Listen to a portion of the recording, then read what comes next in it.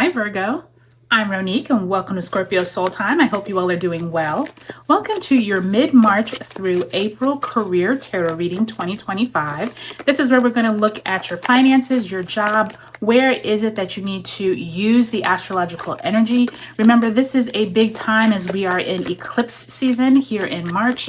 We also have Venus and Mercury retrograding, Neptune moving into the sign of Aries after 13 years. And then we come into April with those retrogrades ending and forward movement. And we have a special time actually where we're going to have all planets direct for almost 2.5 weeks, which is a great opportunity and energy for you to literally go and do what you need to do for your career. So if you haven't already subscribed, I would love if you would take a look at the description box below for all the important dates. And if you haven't checked out those March monthlies, I will leave a link below.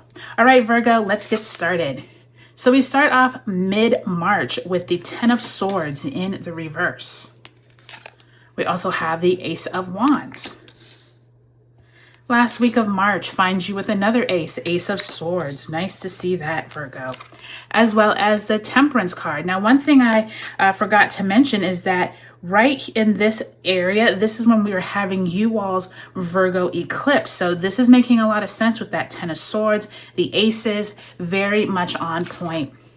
Here we are coming into March with the Hangman, some type of clarity coming on in their major arcana, as well as the Two of Swords.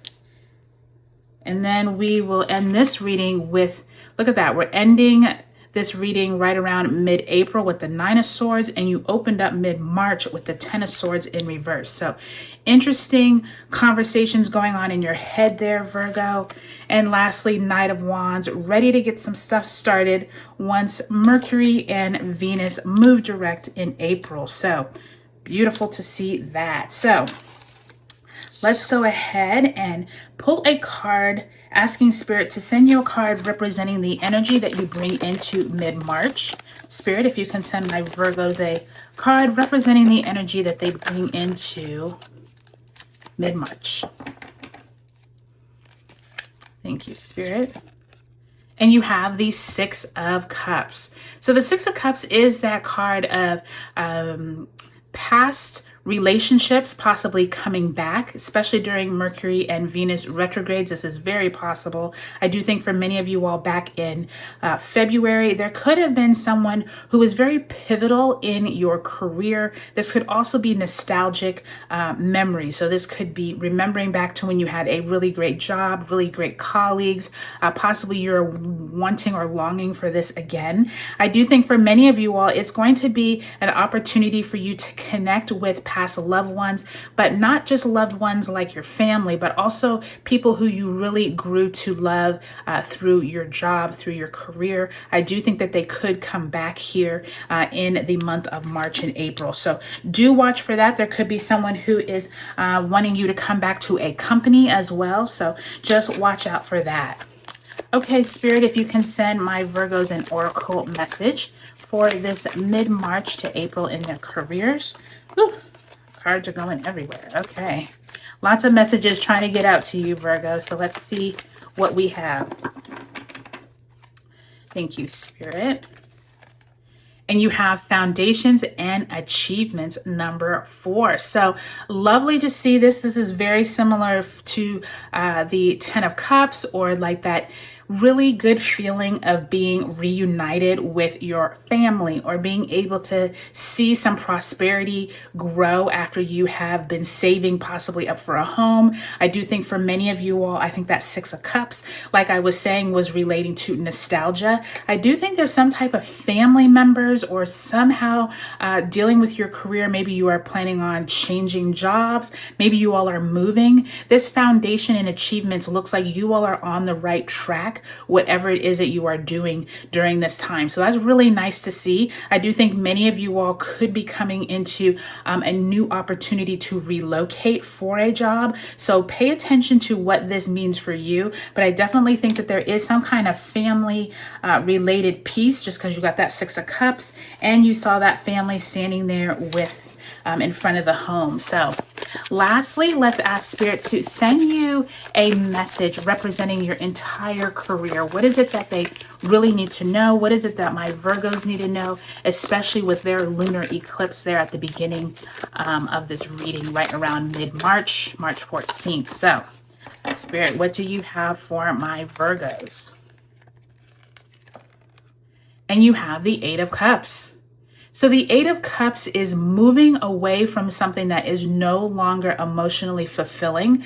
I do think this is right in line with that card that I was telling you, that you could be relocating, moving, changing jobs. There's a strong theme around that with you and your family. I do think this Eight of Cups is also pictorially talking about you coming into this new valley or somewhere that you haven't experienced before, especially with your lunar eclipse. And this could be an opportunity for you to be stepping out into the unknown, stepping out on faith. You do see that moon back there on that card. So that moon definitely could be a symbol of you moving into this eclipse cycle and eclipsing out an old job or something that is no longer serving you. So I do think this is going to be an important time for you all, Virgo, because you will have this eclipse and then we will have an Aries eclipse also. So there is somewhere in here where you're eclipsing out the old. I do think, especially as you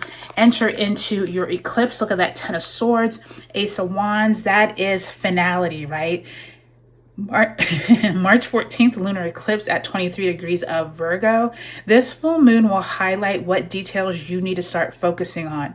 Now, this is a huge eclipse because it's a total blood moon eclipse. And so I do think for many of you all, this could be like life-changing eclipse action, especially around your career. There could be a loss of job here, or there could be a beginning that was from an end, if that makes sense. That Ace of Wands feels like someone brings you an opportunity, like you have this opportunity to come work with us, or we think that you're really doing great over here. We would love if you could do the same thing at our company. There is this action here where it feels like something is eclipsed out of your life, but you may not realize it, Virgo, until we move into April, just because Mercury and Venus are retrograde. Remember, Mercury retrograde is a day later on March 15th. And then by the time we get to the 20th, when we have the sun entering Aries, brand new astrological year. And I think you all are coming into some type of opportunity when you come into that new astrological year. And I say that because you have the Ace of Wands. Now you have the Ace of Swords and Temperance. Sagittarius energy here, balance is required. I do think after that spring equinox on the 20th, it will be interesting to see how the energy changes between your eclipse and the Aries eclipse, because by the time we get to the 27th, we have retrograding Venus conjunct Neptune in Pisces.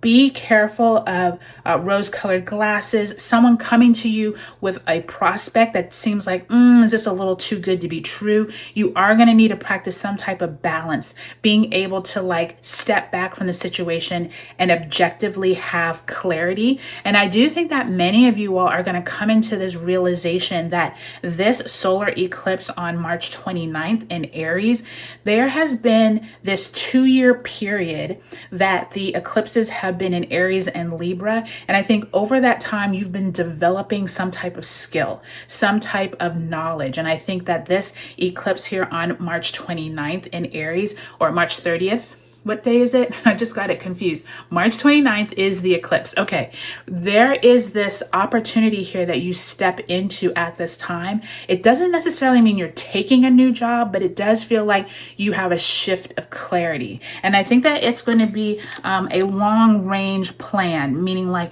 maybe it doesn't all fruition now. Maybe it's like, okay, I really want to change careers. What do I need to do? What are the steps I need to take? I feel like that's what's coming through at that eclipse on the 29th in Aries.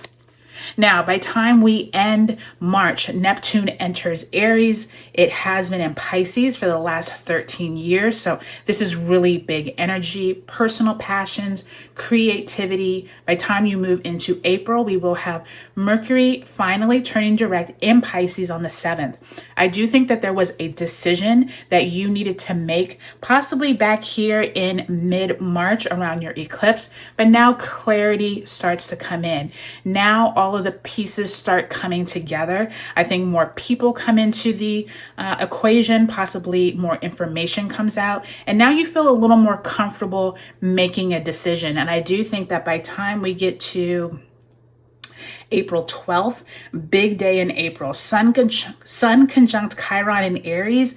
There is a Libra full moon. Now remember, this Libra full moon is now coming 2 weeks after that Aries new moon. So this could also be what you were working on over these last 2 years. And then we also have Venus turning direct in Pisces as well on the 12th. So something here is like an aha moment, clarity coming in, you all finally feeling good about a situation. So I'm really happy to see that.